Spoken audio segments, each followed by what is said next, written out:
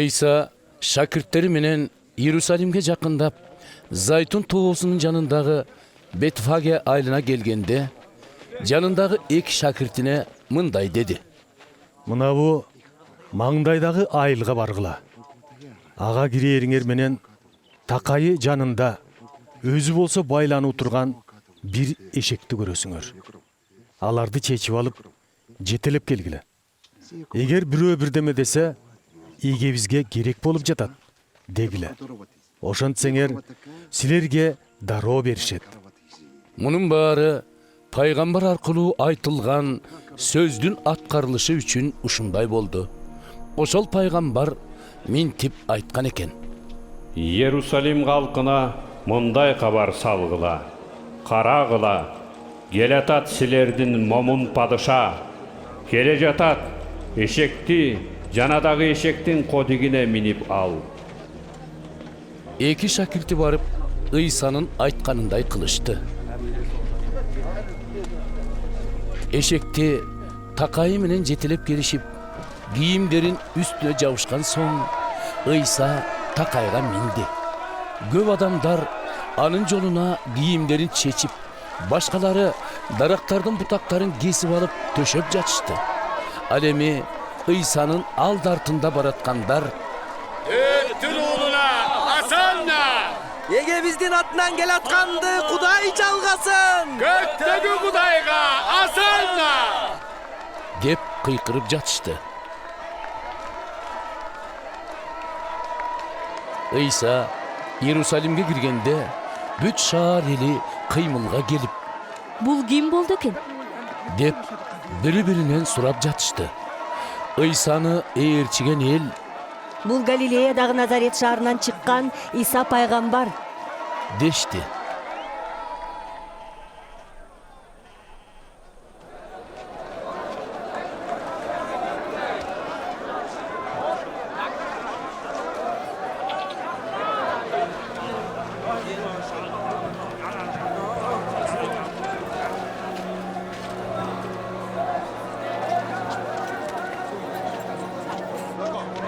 Ыйса ибадаткананын короосуна кирип, соода кылып жаткандардын баарын кууп чыкты.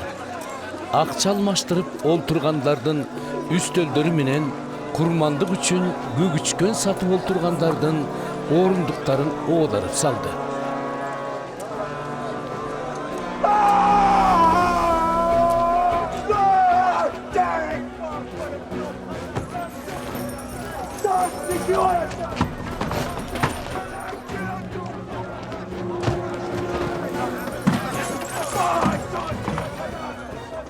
Менин үйүм сыйынуу үй аталат, деп жазылган, деди ал.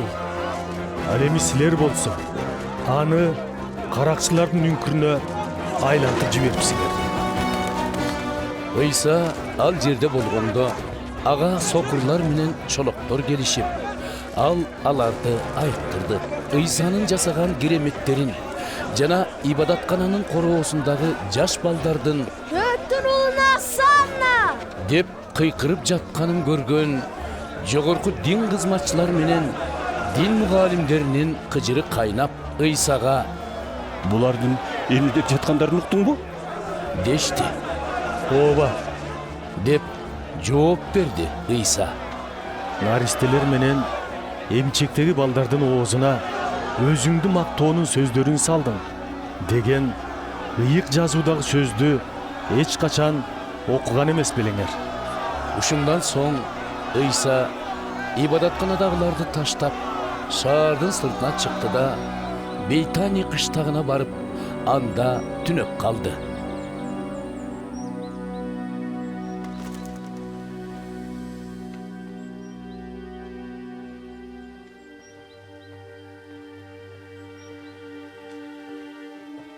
Эртең менен эрте шаарга кайтып келатып, Ыйса ачка болгонун сезди. Анан жол боюнда өскөн бир анжир дарагына көзү түштү. Жакын келип, жалбырактан башка эч нерсе таппай: Ылайым жемиш байлабай кал, деди. Анжир ошол замат куурап калды. Муну көргөн шакирттери аң-таң калышып, Ой тобо, кантип анжир бир заматта соолуп калды. дешти. Ыйса аларга мындай деди. Силерге бир чындыкты айтып коеюн. Эгерде ишенимиңер бекем болуп, эч шектенбесеңер, анжирге кылынган кереметтен ал да канча керемет иштерди кыласыңар. Эгер мынабул тоого ордуңан жылда деңизге кула десеңер, талабыңар орундалат. Сыйынганда ишеним менен эмне сурасаңар да аласыңар.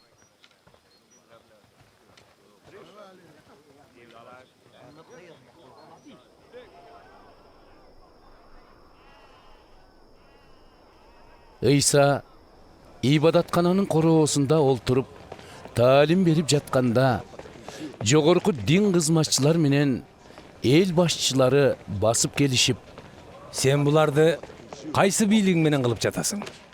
Мындай бийликти сага ким берди? дешти. Ыйса аларга мындай жооп берди.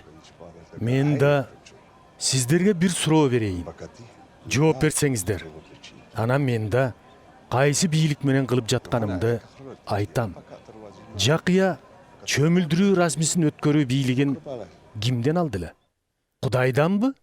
Же адамдарданбы? Ошондо тигилер өз ара мындай деп акылдаша кетишти.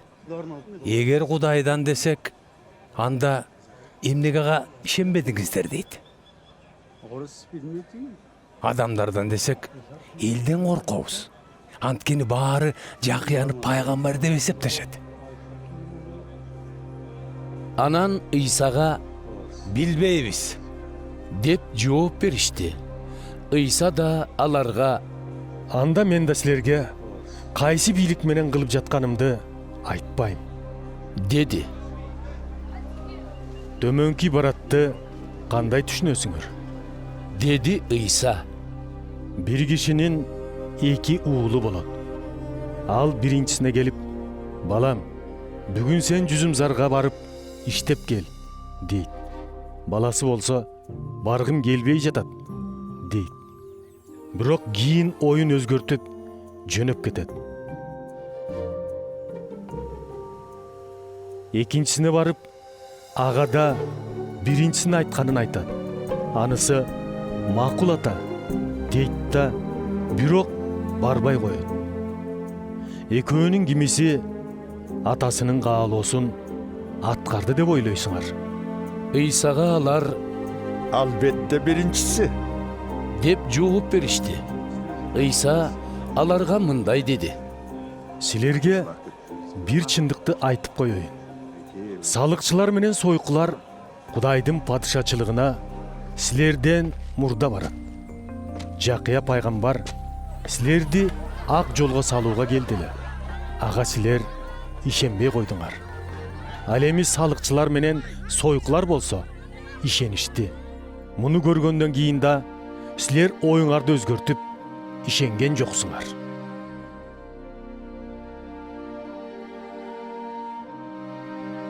Ыйса сөзүн андан ары улантып мындай деди.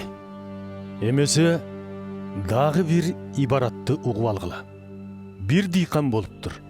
Ал жүзүм тигип, айланасын коргондойт. Жүзүм ширесин сыгып алгыдай чуңкур казып, кароол мунара курат.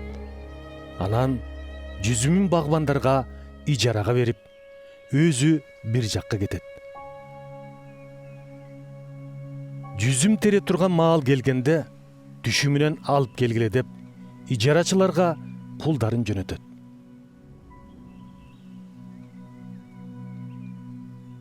Ижарачылар болсо анын кулдарын кармап алып, бирин сабап, бирин өлтүрүп, дагы бирин таш менен урушат.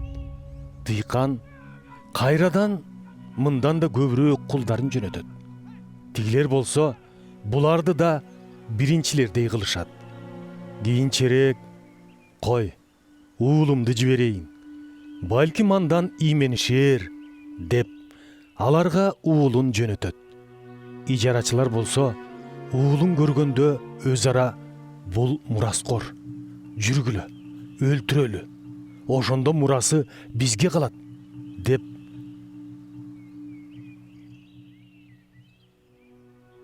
аны кармап алып, жүзүмдүн сыртына алып чыгып, өлтүрүп салышат. Эми жүзүмдүн ээси келгенде ижарачыларды эмне кылат? Бул кара ниет ижарачыларды шорун курутуп өлтүрөт.